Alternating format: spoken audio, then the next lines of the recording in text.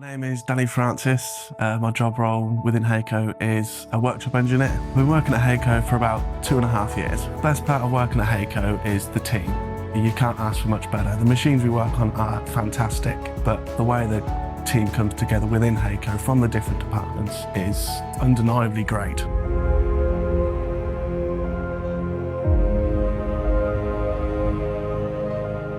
I decided to leave Hako due to sort of family obligations, financial reasons. What I love about Hako is the same thing I loved prior, was it's really family orientated. Your team is your team, it's your work family, and it really makes it feel that way.